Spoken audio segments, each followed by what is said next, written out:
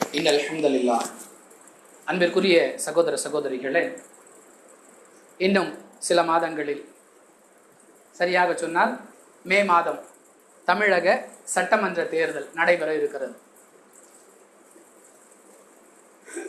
மக்களிடத்தில் ஓட்டுகளை சேகரிக்கக்கூடியவர்கள் தங்களுடைய உண்மை முகத்தை காட்டிவிட்டார்கள் என்பதற்கு பல சம்பவங்கள் ஆதாரம்.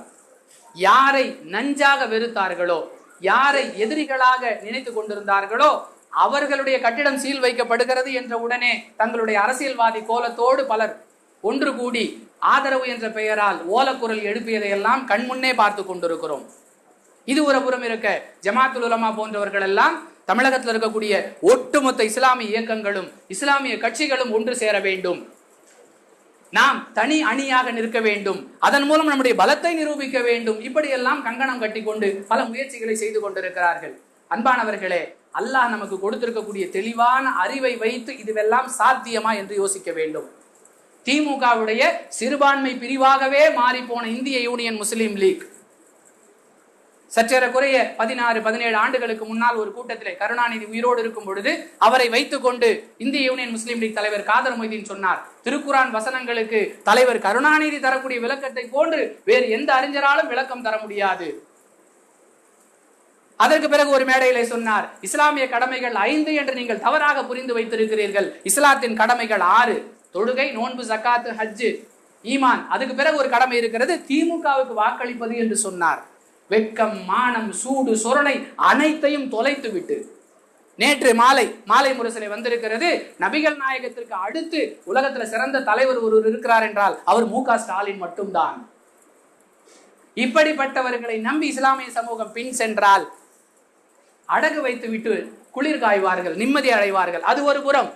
இவங்க வாதப்படி ஒட்டுமொத்த இஸ்லாமியர்களும் சேர்ந்து இன்னாருக்கு தான் வாக்களிப்போம் அல்லது இஸ்லாமிய சமூக பிரதிநிதிகளை தேர்தலிலே நிறுத்துவோம் என்று முடிவு செய்தால் கூட தமிழகத்தில் இருக்கக்கூடிய 234 தொகுதிகளில் எந்த ஒரு தொகுதியிலுமே ஒட்டுமொத்த முஸ்லீம்கள் எல்லாம் சேர்ந்து ஒரு வாக்கு கூட சிந்தாம சிதறாம வாக்களித்தாலும் ஒரே ஒரு தொகுதியில கூட ஒரு இஸ்லாமியர்கள் முடிவு செய்யக்கூடிய பிரதிநிதியை கொண்டு வர முடியாது.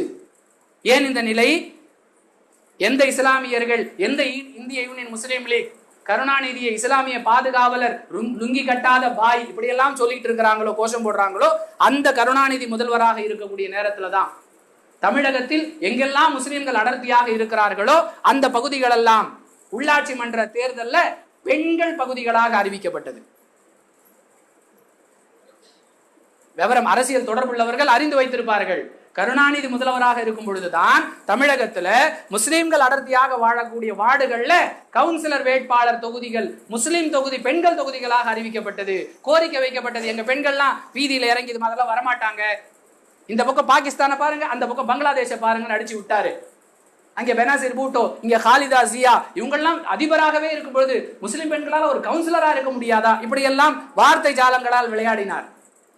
தேர்தல் தொகுதி சீரமைப்பு என்ற பெயரால் எந்த ஒரு தொகுதியிலும் முஸ்லிம்கள் நினைத்தால் ஒருவரை சட்டமன்ற உறுப்பினராக கொண்டு வந்து விடலாம் என்ற நிலையை மாற்றி தொகுதி சீரமைப்பு என்ற பெயரால் கருணாநிதி முதல்வராக இருக்கும் பொழுதுதான் தமிழகத்தில் இந்த கேலி கூத்துக்கள் எல்லாம் அரங்கேறின. அதனால் யாருக்கு யார் விருப்பமோ அவங்கவுங்க பகுதிகளை, அவங்கவுங்க தொகுதிகளை வைத்து வாக்களிக்கலாம் என்று முடிவெடுத்தால் அது ஒரு வகையில் நியாயம்.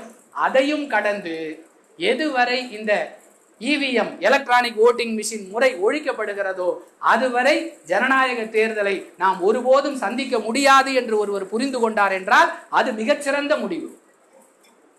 சடங்கிற்காக வரிசையில் நின்று வாக்களித்து விட்டு நம்முடைய வாக்குகள் பயனற்றவைகளாக தேர்தல் மெஷின், அந்த வாக்கு மெஷின்களிலே செய்யப்பட்ட தில்லு முள்ளுக்கு தான் அங்கே முக்கியத்துவம் கொடுக்கப்படுகிறது என்றால் நாம் வாக்கு அளிப்பது என்ன, அளிக்காமல் இருந்தால் என்ன?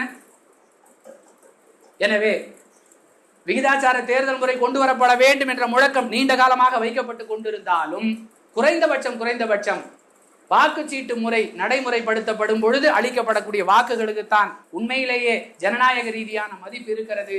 அதுவரை இந்த எலக்ட்ரானிக் ஓட்டிங் மிஷின் இருக்கும் வரை மெஷினில் செய்யப்பட்ட செட்டிங் அடிப்படையிலே தான் ஆட்சி அமையுமே தவிர மக்களால் அமைக்கப்படக்கூடிய ஆட்சியாக இருக்காது. எனவே முஸ்லிம்களுடைய தேர்தல் கனவுகள் தவிர்க்கப்பட வேண்டியவை, இவர்களால் தகர்க்கப்பட்டு கொண்டிருக்கக்கூடியவை என்பதை புரிந்து கொண்டால்தான் இஸ்லாமிய சமூகத்திற்கான பாதுகாப்பு ஏற்படும். அது தொடர்பான விழிப்புணர்வுக்காகத்தான் இந்த இரண்டாவது உரை நிகழ்த்தப்பட்டிருக்கிறது. புரிந்து நடந்து கொள்வோம். அல்லாஹ் உதவி செய்வானாக. வாஹிரு தஅவானா அல்ஹம்துலில்லாஹி ரப்பில் ஆலமீன். அஸ்ஸலாமு அலைக்கும் வரஹ்மத்துல்லாஹி வபரகாத்துஹு.